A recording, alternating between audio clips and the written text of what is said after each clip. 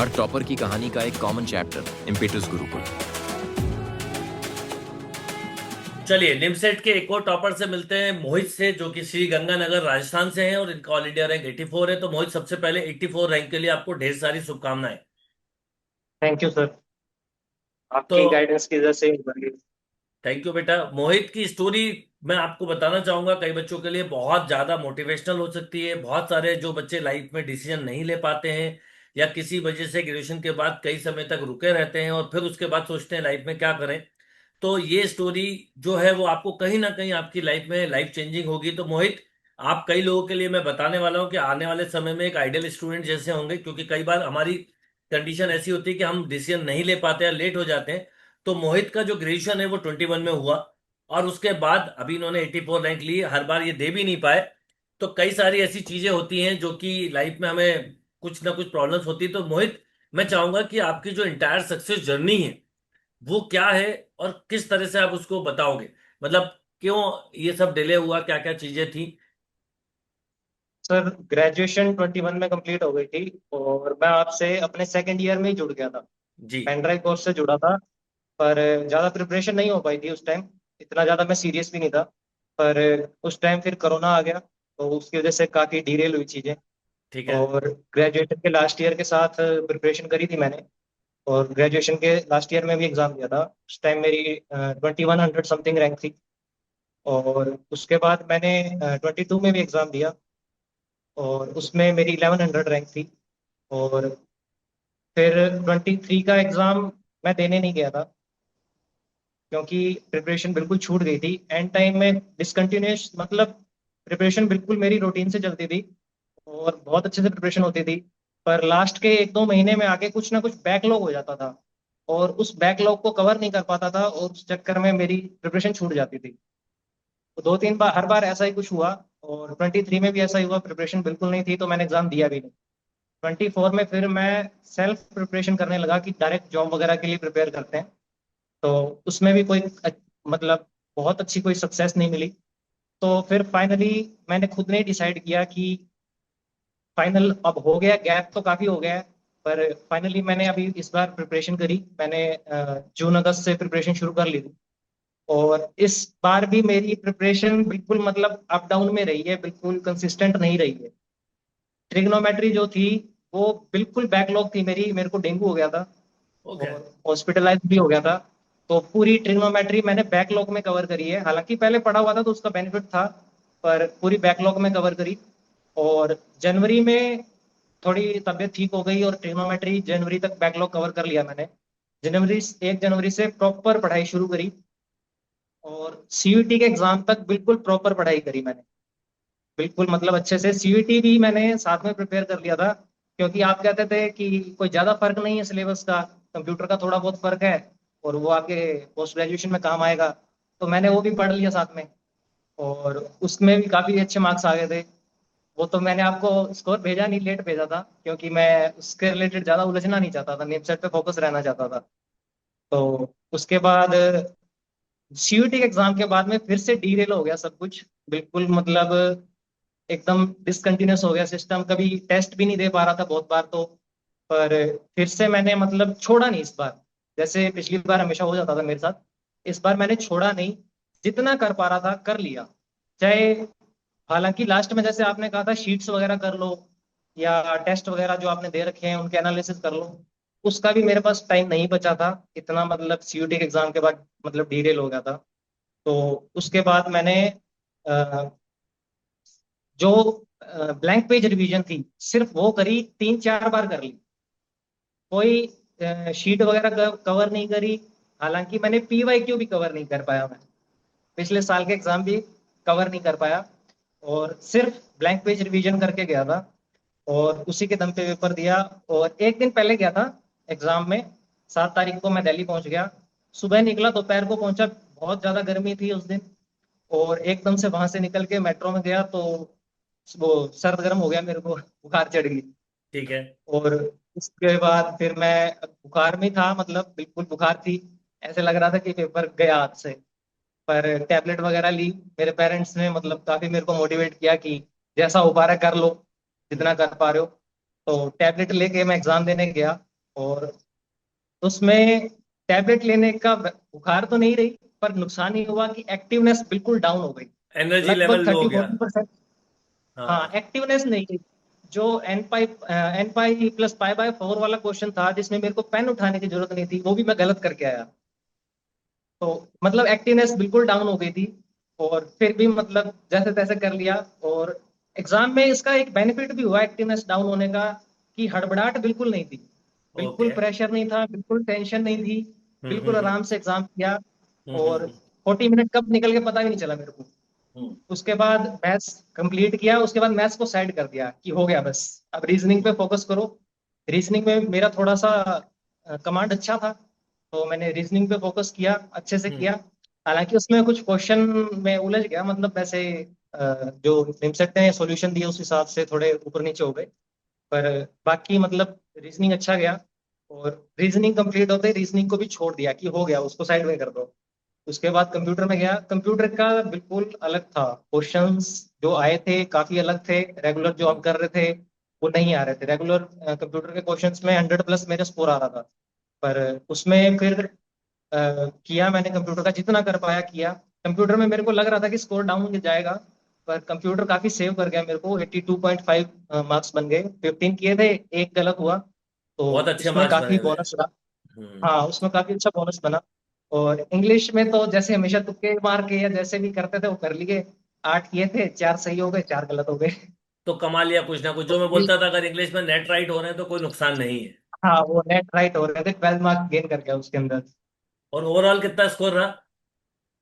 Overall sir वैसे जैसे मैंने कैलकुलेट किया था तो 475 बन रहा था, पर अभी जो NIT वगैरह जैसे भी इन्होंने किया है, तो 481 दिया है इन्होंने। 481 दिया है, पर 481 पे 84 रैंक है, ये बहुत अचीवमेंट वाली बात है। और आपकी लाइफ में बहुत ज्यादा ही अप डाउन रहे हैं। पर कहते हैं अंत भला तो सब भला, एट लास्ट इतनी सब होने के बाद भी एक्चुअल में लास्ट टाइम पे एग्जाम के समय आपके साथ हर बार गड़बड़ हुई। इस बार भी हुई अगर देखा जाए तो। मतलब आपको टेबलेट भी लेनी पड़ी, एनर्जी लेवल भी डाउन हुआ, पर उसके बाद भी हिम्मत नहीं हारी। नहीं तो कई बार ये हुआ ना पिछले बार में कि आपने पेपर के लास्ट टाइम में ऐसा हुआ, फिर उसके बाद पेपर ही नहीं दिया। तो एनीवे, पर एंड इज गुड। यानी अब जो आपका ये जो पास्ट है ना, भले ही आपका गैप है 4 ईयर का, पर मैं श्योर हूं आप देख लेना कि आप जब प्लेस होंगे जब भी दिक्कत नहीं आएगी। और बाद में आपको लगेगा कि चलो जो भी है, जैसे अगर आप 24 में मान लो कोई जॉब ढूंढ लेते, जैसे आपने कहा जॉब ढूंढ रहे हो, और वो जॉब करने लग जाते हैं, तो बाद में आपको बहुत दुख होता है कि यार मैं ग्रोथ नहीं कर पा रहा, क्योंकि फिर सिंपल ग्रेजुएशन के बाद जॉब करने का मतलब है कि आपको आगे सैलरी पैकेज बहुत सारे कंप्रोमाइज करने पड़ते। पर anyway, is and is good, ये बहुत अच्छी बात रही। सर इसमें मतलब था, मतलब काफी दिक्कत रही, मतलब जैसे प्रिपरेशन कर रहा था इस बार भी, तो ऐसे लग रहा था कि 4 साल का गैप है। कई बार टेंशन हो जाती थी कि मतलब इतना ज्यादा गैप है, प्लेसमेंट में दिक्कत आएगी। पर फिर उसको साइड में कर देता था कि वो बात की बात है। हम्म। अभी करंट में जैसे आप हमेशा कहते हो कि प्रॉब्लम कुछ नहीं होती है, सॉल्यूशन देखो तो प्रॉब्लम कुछ नहीं है। तो बस मैंने उसी पे फोकस किया कि प्रॉब्लम इसको छोड़ो, अभी इसकी तो मतलब इसका कुछ पता ही नहीं है क्या होगा। सही तो अभी बात है। मतलब रैंक निकालने पे ध्यान दो ज्यादा। और ये बात सच है, और मैं आपको श्योरली बोल रहा हूँ, एनआईटीज में जाके ड्रॉप ईयर की प्रॉब्लम नहीं आती। अभी मेरे साथ एक बच्चा था जिसका 5 ईयर गैप था, उसका फर्स्ट कंपनी में प्लेसमेंट हुआ। 6 ईयर वाले भी होते, कई बार क्या होता है कुछ बच्चे ऐसे भी होते हैं जो ग्रेजुएशन का जॉब कर रहे होते हैं, पर बाद में दिखता है कि यार अच्छी ग्रोथ नहीं हो रही, देन टेक डिसीजन लेते हैं पीजी के लिए। तो आपको ऐसी कोई प्रॉब्लम नहीं होगी, और मैं श्योर हूं कि एक अच्छा पैकेज लगेगा, क्योंकि अब तो आपने एक सफलता पाली और अच्छी रैंक के साथ पाई। मतलब एक हाँ जी सक्सेस सर। हमारी इंटायर लाइफ को बदल सकती है, और मैं श्योर हूं कि आपकी आने वाली लाइफ बहुत अच्छी और हैप्पी रहने वाली है।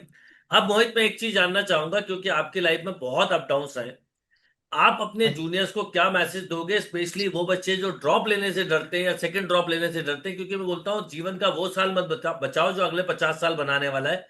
डिसीजन जल्दबाजी में ना लो। तो आपका क्या स्ट्रॉन्ग मैसेज होगा? मैं चाहता हूं अपने अंदर अंतरात्मा से बताओ कि आप क्या कहना चाहोगे। सर एक तो बहुत ज्यादा एडवाइस किसी से ना लें, आपसे डायरेक्ट बात कर लें कि क्या करना चाहिए क्या नहीं करना चाहिए। क्योंकि मैं एडवाइस लेके भी बीच में थोड़ा मतलब डिरेल हुआ था, तो उसको तो मैं अभी नहीं बताना चाहूंगा, पर मतलब एडवाइस से भी मेरे को थोड़ी बिल्कुल दिक्कत सही हुई, बात किसी है। की एडवाइस से।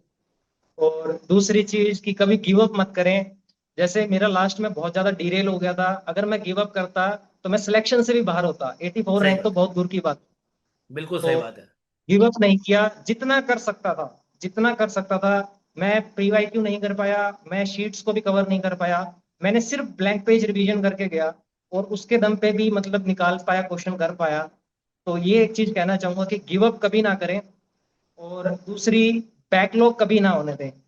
इमीडिएटली आपका काम कंप्लीट होना चाहिए, क्योंकि मैंने बैकलॉग की वजह से प्रॉब्लम फेस करी है। और अगर बाई चांस बैकलॉग हो भी गया है तो उसको छोड़ दो, अगर कवर होए तो बहुत अच्छी बात, नहीं आए तो छोड़ दो उसको, क्योंकि हो सकता है उससे क्वेश्चन ही ना आए। और दूसरी चीज, ब्लैंक पेज रिवीजन बहुत इंपॉर्टेंट है, बहुत मस्ट है। आप शुरू से ही शुरू कर लो उसको, क्वाड्रेटिक इक्वेशन के पहले चैप्टर से ही आप उसको शुरू कर लो, उसको छोड़ो मत, वो बहुत ज्यादा इंपॉर्टेंट है। और एक जो आप वैसे तो ट्रिग्नोमेट्री के टाइम में ये चीज बताते हो कि शुरू के 20-25 पेज छोड़ दो, 30 पेज छोड़ दो, कॉपी के जैसे फॉर्मूले वगैरह थ्योरेटिकल चीजों के लिए। मैं कहना चाहूंगा कि पहले से ही छोड़ने शुरू कर लो, 20-25-30-40 पेज छोड़ दो, उसमें थ्योरेटिकल पार्ट डालो। और जब चैप्टर कंप्लीट हो जाए तो उसमें से जो इंपॉर्टेंट क्वेश्चन होते हैं उसके बाद उसमें ऐड कर लो जो फिक्स पैटर्न क्वेश्चन होते हैं, क्योंकि चैप्टर के शुरू में तो हमें आइडिया नहीं होता, हमें सब क्वेश्चन इंपॉर्टेंट लगते हैं, पर चैप्टर कंप्लीट होने के बाद हमें लगता है कि समझ आता है कि कौन से क्वेश्चन इंपॉर्टेंट है, तो उनको भी ऐड कर लो। उससे ये फायदा होगा कि ब्लैंक पेज रिवीजन के टाइम आपकी कंप्लीट रिवीजन हो जाएगी सिर्फ उन 20-30 पेजों से। तो ये एक बड़ा मतलब बेनिफिशियल रह सकता है। और तो मैंने डाले थे 1-2 पॉइंट। एक मेरे को एक पॉइंट और लगता है कि एक फ्रेशर में और ड्रॉपर में जो फर्क होता है सर, वो ये होता है कि ड्रॉपर को फॉर्मूलेज नेचुरली याद होते हैं, उसे याद नहीं करने पड़ते लिख के, क्योंकि उसने उन पे प्रैक्टिस करी होती है। फ्रेशर को वहां पे थोड़ा ड्रॉबैक आता है, पर फ्रेशर उस चीज को कवर कर सकता है अगर वो, एक जैसे आप तो बताते हो कि मतलब 20 बार लिख लो फॉर्मूला वगैरह, या 30-50 बार लिख लो अगर आपको याद नहीं रह रहा है। मेरे को जो लगा कि ज्यादा अच्छे से जो फॉर्मूला, मेरे को जो ज्यादा सबसे अच्छे से फॉर्मूले याद हैं वो वाले फॉर्मूले हैं जो मैंने सबसे ज्यादा क्वेश्चंस में यूज करे हैं। तो चाहे आपको अगर कोई फॉर्मूला याद करना है तो आप एक ही क्वेश्चन ले लो उस फॉर्मूले से रिलेटेड, उसी का डाटा चेंज कर करके उसको करते रहो, आपको वो फॉर्मूला लाइफ टाइम याद हो जाएगा, बिल्कुल, बहुत अच्छी बजाय कि बात आपको बोली, उसको बिल्कुल 20 सही बार बात है, करें। बिल्कुल सही बात है। क्वेश्चंस के साथ उसको करना मतलब आपको बिल्कुल एकदम, आपको देखना भी नहीं पड़ेगा ये फॉर्मूला क्या है, क्या चीज है। बिल्कुल सही बात बोली। बस और यही है मोहित, सर। सबसे सबसे इंपॉर्टेंट बात जो आपने बोली, जो मैं बोलना चाहूंगा कि सबसे सलाह नहीं लो। एक्चुअल में मैं हमेशा बोलता हूं कि आप ज्यादा एडवाइस लेते हो तो आप गाइड होने की जगह मिसगाइड हो जाते हो। और कई बार हम जिनसे सलाह ले रहे होते हैं उन्हें पता भी नहीं होता इस बारे में, पर वो बोल देते हैं, और फिर वो एक बार जब दिमाग में आ जाती है तो हमें डिस्टर्ब करती है। तो मैं हमेशा ये बोलता हूँ कि गाइड होना हो तो 1-2 लोगों से बात करो, और मिसगाइड होना है तो 10 लोगों से बात करो।